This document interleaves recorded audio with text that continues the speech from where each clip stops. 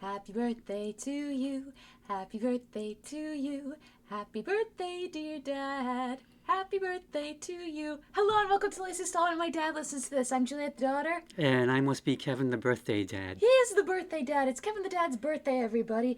And as is tradition, when it's Dad's birthday on the show, he picks the CD that we're going to be covering for the week. And Dad technically picked two. One is a regular CD and one is an EP. The band is The Shams, and the albums are Quilt and The Sedusia. So, Dad, what do we need to know? Well, we need to know that the Shams were a trio made up of Amy McMahon Rigby, born January 27, 1959 in Pittsburgh, PA, Sue Garner, born October 6, 1956 in Cave Spring, Georgia, and Amanda Uprichard, birth date and place unknown. Ooh. I really searched. Could not come up with anything.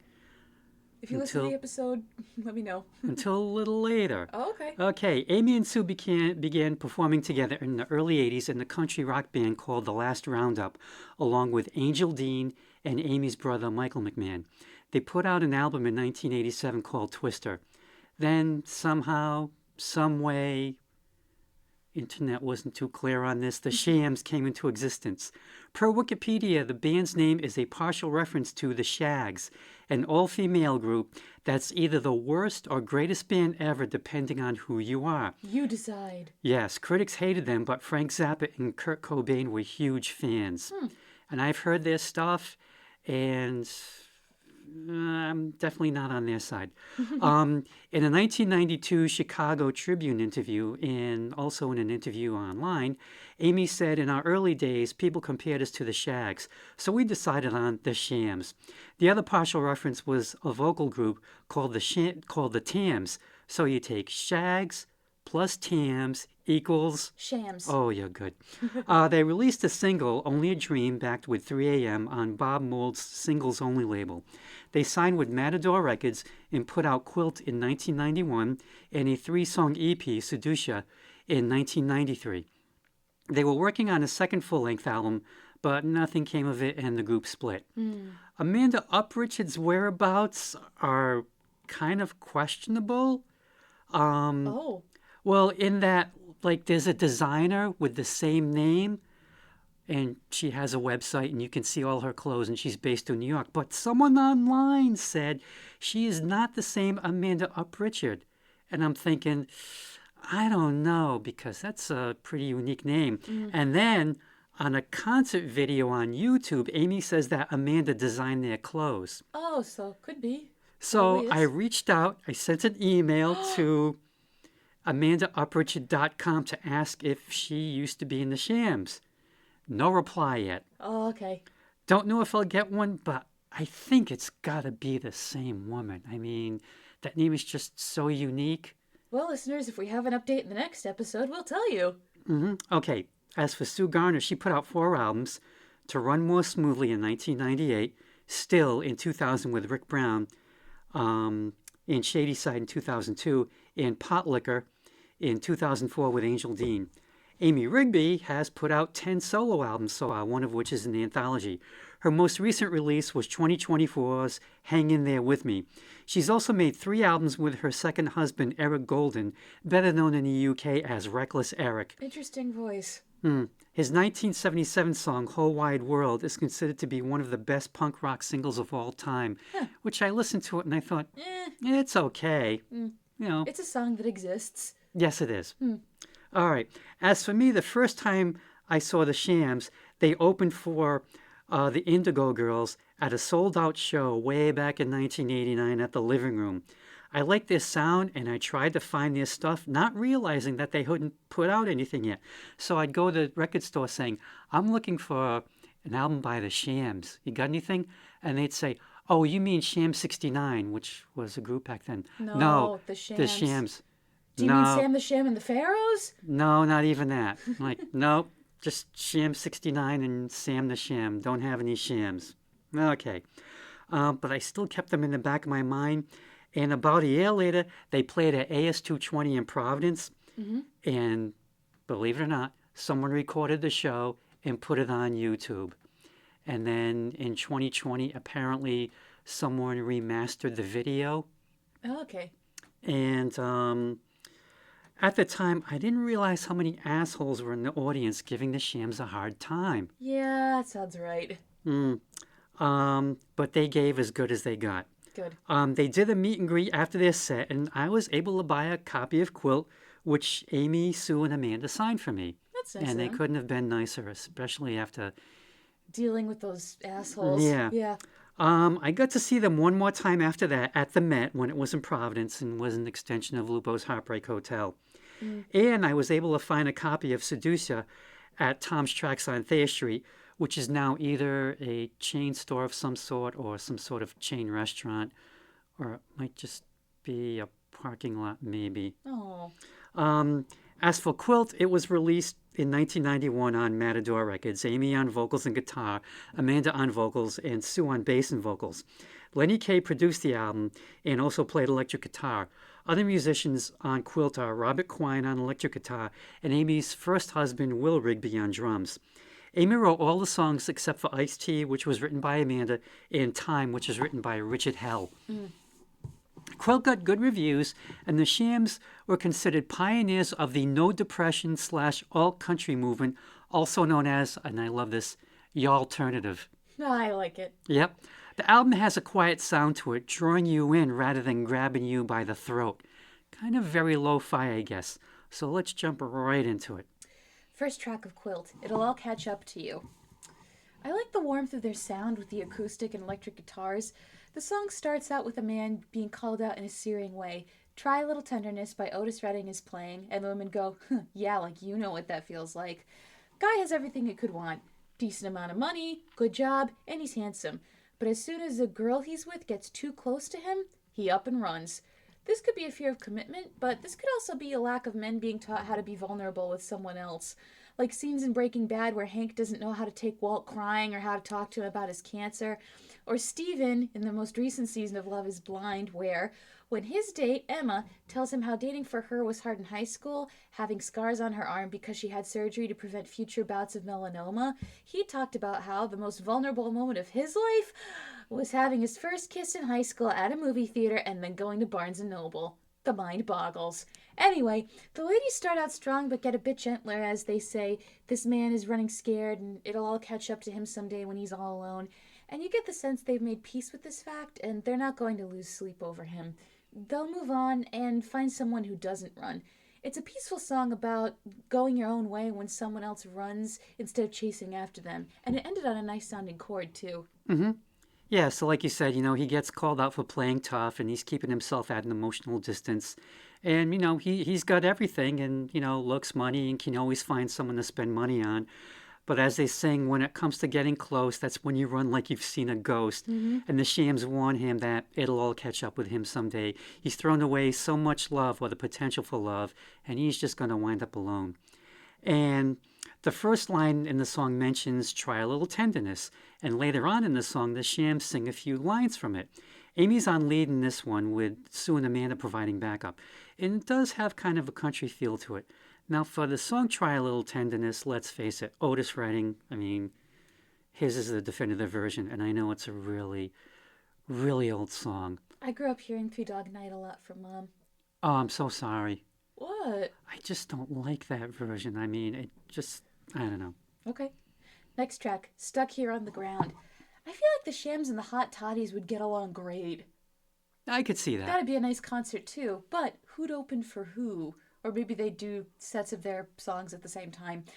The character of the song is realizing, oh shit, my butterflies are gone. This person made her feel like she was being spun around all giddy with glee, but not anymore. She's stuck here on the ground. And she doesn't want to hurt this guy, so she says to him, I can't pretend anymore. I think I need time apart to figure myself out and figure out what's going on. She's kind of paralyzed with not knowing what to do, so she might need to lie down for a while and maybe have a glass of milk too. Milk?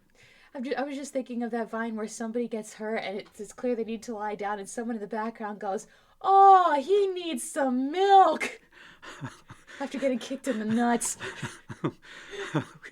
Okay. So Anyway. stuck here on the ground, the Shams wouldn't lie because they're not those kind of girls. They just come right out and tell the guy he don't move them anymore. They can't pretend anymore that they're spinning around. They're, well, stuck on the ground. And it's time to move on. As they sing, I think it's time to take care of myself. Making believe can be bad for your health. I know that I should make some kind of move instead of just waiting for things to improve. So, got to be proactive. And it's sung and played all so happily. It is. It really is. Next track, Dark Angel. This sounded like a song they'd play at the Bronze.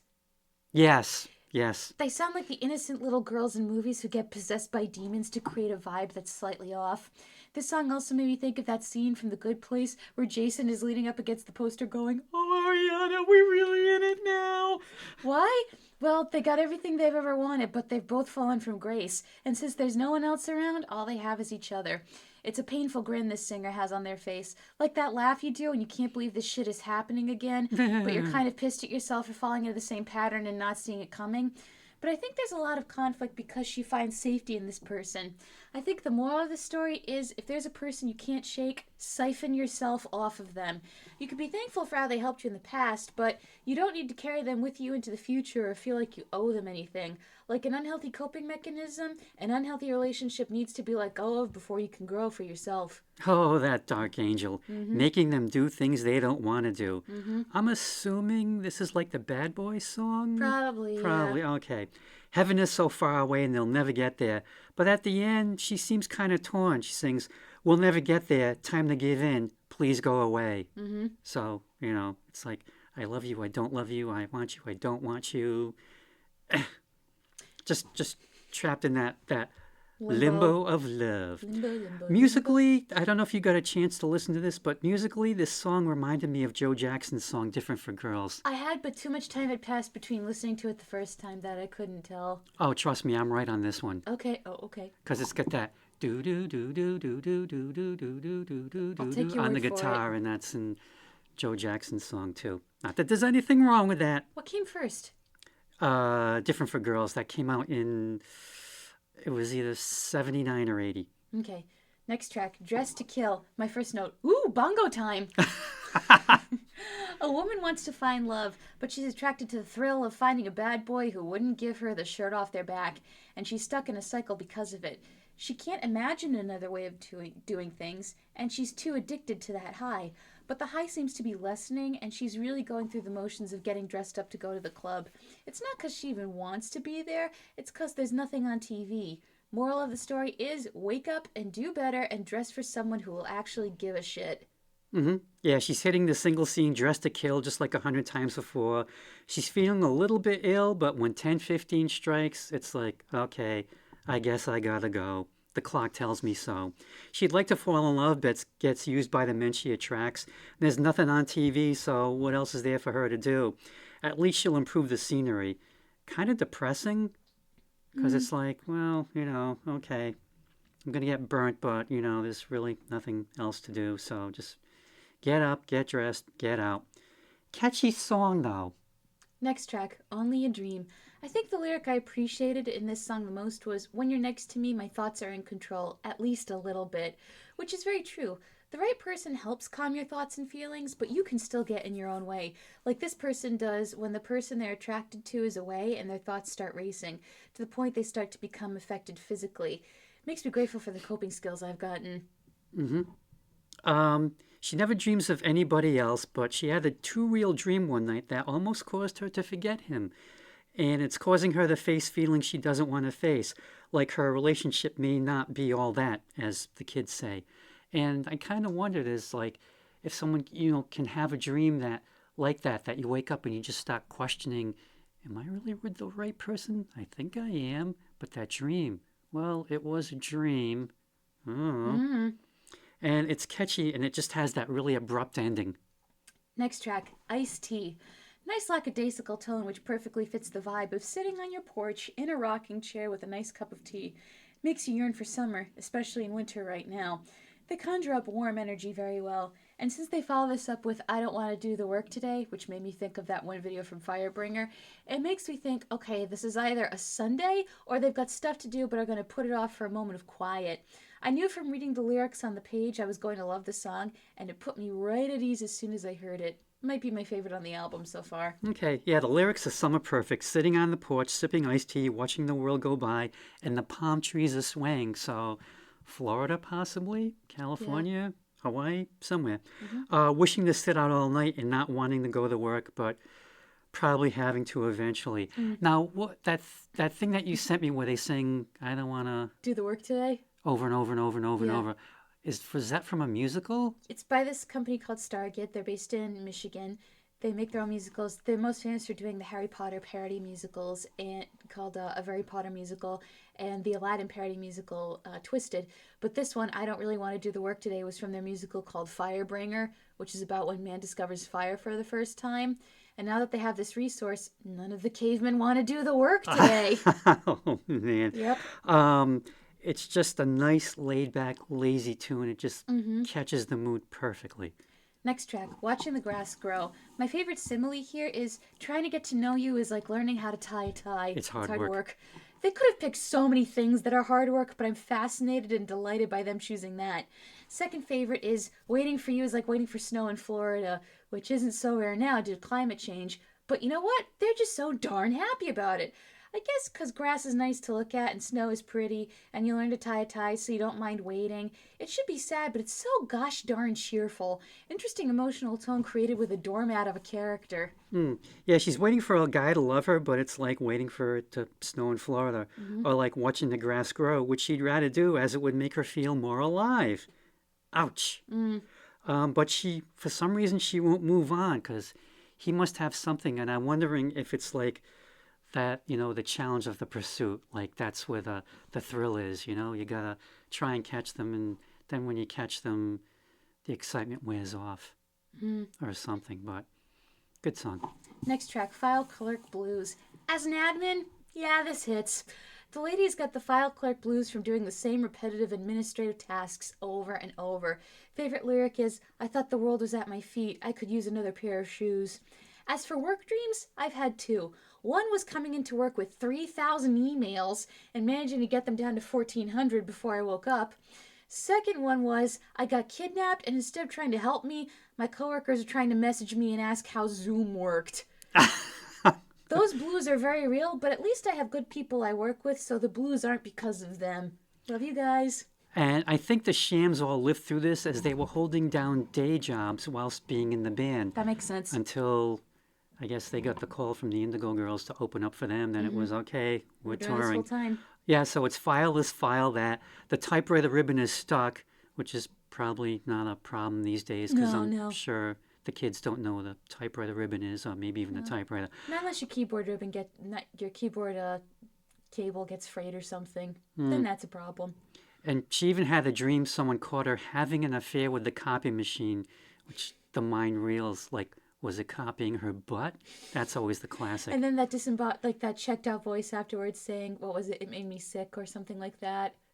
I woke up screaming. Yeah, I woke up screaming. Yeah, that's a haunted person. And on top of it all, she's a long-term temporary, not even a secretary file clerk. Yeah. And this song reminds me of this woman, Catherine, who was Richard Moran's secretary back in the Blue Cross days. Uh-oh. I played this song for her, and she said, I am living this. And she was not even a temporary. She was... Oh, yeah. Yeah. So, Catherine, wherever you are, I'm sure things got better. Admin solidarity, Catherine, wherever you are. Yep. This is sung a cappella. Just the three of them. No overdubs, no layering. And when they did it in that AS220 concert video, just the three of them. Yeah. And that is it. And it's done perfectly. And you don't like a cappella songs. Yeah, for the most part. I mean, there's just certain types where it's just like too barbershoppy or too cutesy, too was it like ironic? Okay. Like we know this is goofy, but we're doing it anyway. Oh, okay. Too hip to be hip or something. Oh, like the Manhattan Transfer? Anyway, let's move on, shall we? Down at the Texaco. This is a very sweet song about having a crush on the mechanic at the local Texaco. Anyone can relate to it who's had a harmless fantasy about someone they interact with frequently at the Texaco, the supermarket. Hi, Sam, if you're out there. You getting fired was the worst day of my life. You name it. Hold on, I gotta stop because of Dad's face. Which market was this? Whole Foods when I worked there. Oh, Sam. Yes, I remember. When Okay, I I remember got Sam. fired, I was devastated. I was like, well, great. Now I'm never going to come into work happy again. Anyway, this singer doesn't necessarily want to do anything with the guy down at the Texaco. She just wants to look at him, and it's very cute. Reminded me of elementary school where all the girls had a crush on the janitor, Adam. He had an earring, always wore a denim jumpsuit, and he had a pompadour. Pretty exciting stuff when you're 6 years old.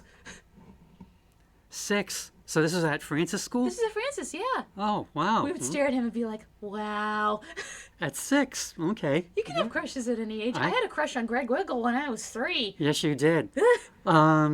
Okay, yeah, so she's falling for the gas station attendant. He makes her motor run. He makes her wheels spin.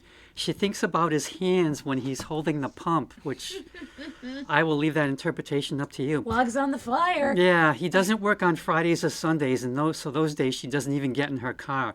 But she definitely hasn't told him any of this yet. No. Like, it's just a harmless fantasy. Yeah. Yeah. And this is one of the most rockin' songs on Quilt. And the dinging at the line under the big red star is how cars would signal the gas attendants.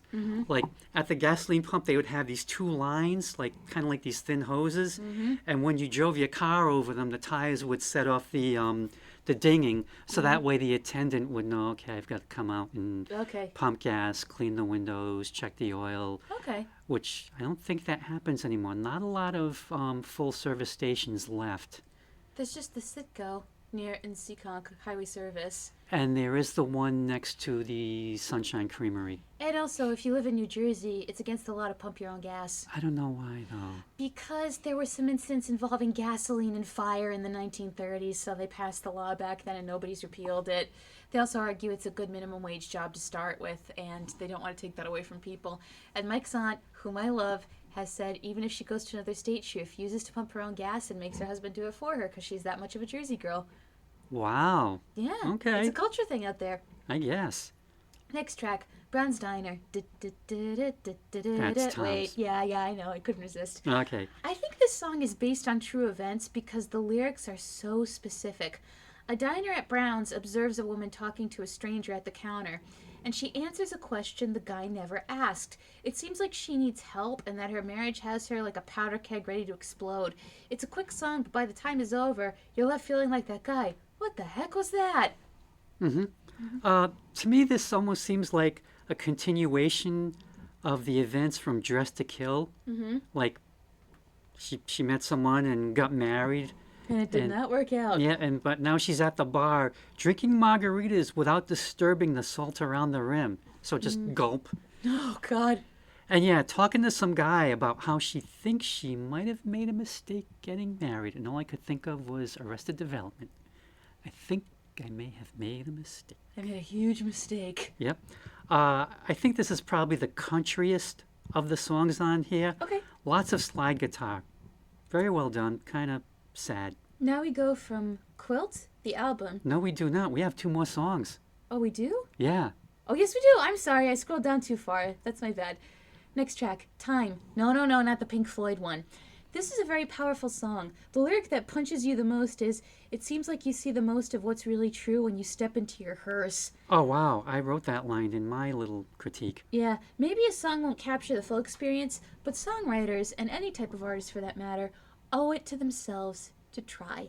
I think this is a painful truth about creativity, but that doesn't mean we shouldn't still try to make something. It might not be the full picture, but maybe it'll help someone, and something beautiful will come into existence that did not exist before. That's the important thing. Bittersweet, but more so sweet, in my opinion. This was originally done by Richard Hell and the Voidoids. One of my favorite band names ever. Voidoids. What's a voidoid? You'd have to ask Richard Hell. It was based on a short story he wrote called The Voidoid. Oh, okay. From the 1982 album Destiny Street. And I hate to confess, I'm not really sure what's going on here. The lines that got me were the same that got you, and it definitely seems to make sense that it seems to me the most of what is really true is when you're stepping into your hearse. And it's kind of like that, oh, now I get life, and it's too late. And it all comes down to the timing. So I guess it's about how we don't think about time, or maybe what's really going on in our lives because of too many distractions until it's too late. Yeah. Because you get to that, oh, I'm going to be dying now. damn, I get it all now. I want to go back. I want to go back. Did you get a chance to listen to Richard Hell's version? A little bit. I went back through the links yesterday, but it doesn't stand out to me. Yeah, the Shams version's a lot quieter than Richard Hell's, but even though he's a punk, it's not as punk as you'd think, and it's very it's pretty deep for a punk song, but it still rocks. Punk can be deep. That's true. Yeah. Come on, Unless you're the Ramones. The Clash didn't write I wasn't born so much as I fell out for nothing. Oh, people hated that song. Really? I love Lost in the Supermarket. It's probably one of my favorite Clash songs. Yeah, we're gonna deviate from the Shams for a second. Okay. Yeah, because fans hated it because they thought it was too personal, and it was Mick Jones' song, and he went through all of that growing up and that kind of thing, and they thought, oh, this is too personal. We don't want personal songs. Listen to our Clash episode for more. Next track, Always With Me. I think you could interpret this song as a breakup or as grieving someone you loved that you took for granted. Oh, that's what I was gonna say. Well, I guess we're thinking all the same wavelength. This is what happens when you raise me as a stay-at-home dad for 8 years. This is the song you put on to cry your eyes out over someone you miss, possibly influenced by George and Ringo's song Photograph. And the way the voices layer over one another and start echoing is hauntingly beautiful. Good song for when you're sad and you just need to let it out. Oh, yeah, because at first I always thought this was about the one who got away. And then, the old don't know what you have until it's gone. And then I started thinking, I'm listening to this, and except for a few lines like, I'll never marry you and all this, I thought, well, it could also be about someone who died. But then, if they're dead, you're still not going to be able to marry them. No. I think that could be due to the sadness in Amy's voice, because this song is It's a downer. heartbreaking. It's one of the saddest songs you'll ever hear in your life. The McGarrigles could have done this easily. They definitely could have. Yeah. And it's quite a way to end the album. Just really very sad. Will the vibe pick up, though, with the EP, Sedusia? Let's find out. Okay. So first, Sedusia came out in 1993, also on Matador. And the info is really bare bones, as it's just a CD card insert instead of like a whole booklet. I think they got a little shortchanged in the info department there. Because it's not in like a regular CD case, the regular jewel case. It's in kind of like one of those slimmer ones that you would use for like, back in the day when you had CD-ROMs at work and you had to keep them in these really slim cases just to save room. And I thought, I like the cover though. And I wonder, well, like, you see each of their eyes, one eye per person. And I kind of wondered, Sedusa, Medusa? Oh, maybe. I don't know. But it's Sedusia. It's S-I-A at the end, and Medusa is just the S-A at the end. Just go with it. But yeah, I get, seduce. Maybe they're trying to seduce you. Oh. By you look in the eye and you get turned to stone and you can't move. Help. Help. Yeah. Help. Help, I'm a rock. I got a rock. Okay, first track of Sedusia. Voices in my head. Now, keep in mind, there's no lyrics for this, so I had to listen very carefully. At first, I thought this song was going to be about dark, intrusive thoughts and overthinking, because the dark music would fit the vibe. But it turns out to be about listening to your instincts. All the voices in her head are telling her to leave this person. And then you realize, oh, this song is about both. Trying to rationalize sticking out versus knowing what you know to be true and that it's over and you gotta leave. So which does she listen to? She knows what needs to be true, but there's a lot of voices at once, and maybe she's scared of making the right choice because of what the consequences will be. I never thought I'd describe a song as hauntingly empowering, but here we are. Be empowered to make the right decision, or maybe the voices will keep haunting you. And based on how the song ends, there's a bit of open-ended hope that maybe she made the right choice. Yeah, she wants to talk, but he doesn't. And she's saying, I try to talk to you, and he just has no interest, either that or he just really doesn't know what to say. And she doesn't know what to do, but she's thinking of giving up, and the voices in her head tell her that she doesn't want him. But then she thinks maybe she does. It's like, do you listen to those voices? Is that like your, what do they call it, like your instinct or your gut feeling? Do you go with that? Interesting arrangement with the Shams' voices, kind of like coming in and out. sort of. Mm-hmm. Not really my favorite song by them. It's a little too long, and yeah, it's really depressing. But I have never, ever skipped over it though, because I keep thinking maybe I'll like it this time. Maybe I'll really like it this time. And Son of a gun. I'm just gonna give it the benefit of the doubt each time. Next track, Love Me With Your Mind. Another song where I think a collab with the Hot Toddies would be a good idea. I think this is a very playful song about finding your intellectual equal as well as someone you vibe with. I knew Mike was the one for me when he said, anyone who's intimidated by how smart you are is an idiot. I wonder if that was something you considered, Dad. Can we talk about intellectual things together when you were looking for somebody? Yeah, that was on the list. Okay, because you don't want to date someone who's so out of their depth. And if you date someone smarter than you have to be secure enough in yourself to not be intimidated. It's a delicate balance. But it seems like these girls find it sexually pleasing as well as satisfying. No joke. My roommate wasn't home, so I was able to listen to this, in a louder volume. But I almost turned down my CD player because of the moans and heavy breathing. But then I remembered, wait a minute, this is Dad's CD. And I realized if you were in the floor below me and you heard that with like a musical background, you'd realize what I was listening to because we had a podcast to get ready for. Oh yeah, I could hear it, no problem. I mean, I'm in the living room reading, and all of a sudden I realize, I think that's the Shams. So I just stopped. Yep, that's definitely the Shams. Fun song and excellent use of the word conjugate. Best lines. I'm sure you'll give me a thrill, but can you get cerebral? Great. And Sondheim wishes. No, I'm kidding. I've had plenty of sex with fellas who would DOA above the neck. That's all right once in a while, but then I'm very versatile. So it's like, yeah, you know how to screw, but do you know the screw tape letters? I like it. Thank you. You're welcome. That one just came to me. Unless you're an atheist, you don't read C.S. Lewis. I was going to say something else about this. Oh yeah, I've read somewhere that supposedly the sexiest part of the body is the mind. Oh. But Frank Zappa will also say, what's the ugliest part of your body? I think it's your mind. Depends on what you think. That's true. Musically, they managed to sneak in what sounds like a sample of Steely Dan's song Do It Again. Which I love that song. That was just fun to listen to. I wasn't even paying attention to the sampling part when you sent it to me. I'm like, oh, heck yeah, I get to listen to this song again. When they do that, I've had plenty of sex. You've got the little bong percussion. You got the bongos going in the background.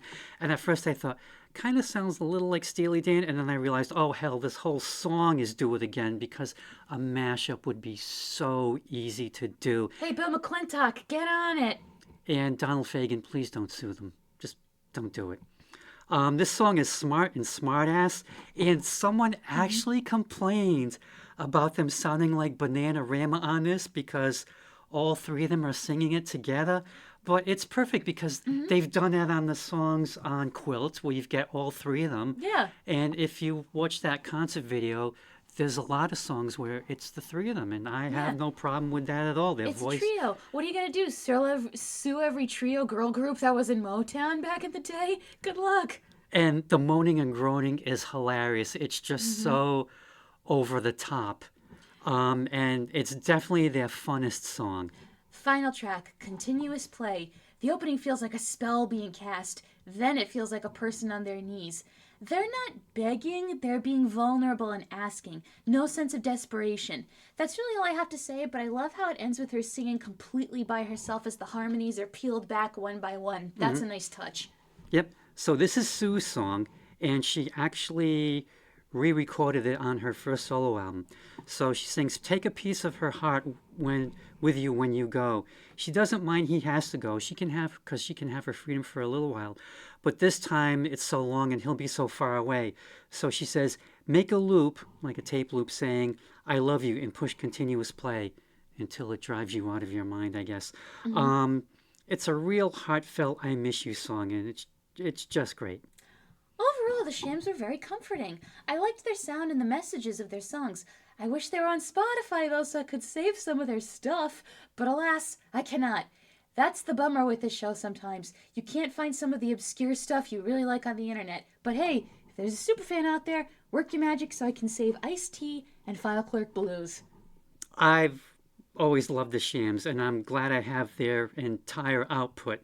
You can find some of their songs on YouTube, and there is that AS220 concert on YouTube as True, well. true. It's 45 minutes long, and it's not the best shot video as it's from behind these two guys, but at one point one of the guys leaves, so you get a better view of all three of them, and then the guy ends up How's the coming sound back. quality, though? The sound quality is pretty good. Okay, maybe Yeah, that's I all was, that matters then. I was surprised, but it is nice to be able to see, all three of them singing and figuring out, okay, who sings lead and what have you. But again, it's like these people yelling out, "Hey, play heroin! Hey, what's it like to be on Angel Dust?" And like, ugh, I just felt so bad for them. And there are people saying, "Shut up," to the guys, not to the band. Oh, good. That's good.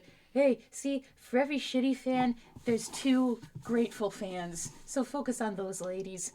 All right, as always, thank you for listening to the latest installment of My Dad Listens to This. Like, comment, subscribe, and all that jazz. Remember, the more you listen, the more you engage with the episode, the greater chance we have of appearing on the YouTube homepage. If you follow me on social media, I post all the episodes there. If you're friends with Dad, let him know what you want to listen to, and he'll send an email right to your inbox. As always, thank you for listening to the latest installment of My Dad Listens to This. We'll be back next time with another album to pick and gripe about. Dad, anything you want to say before we sign off? 2 things. 1, the shams were the real thing.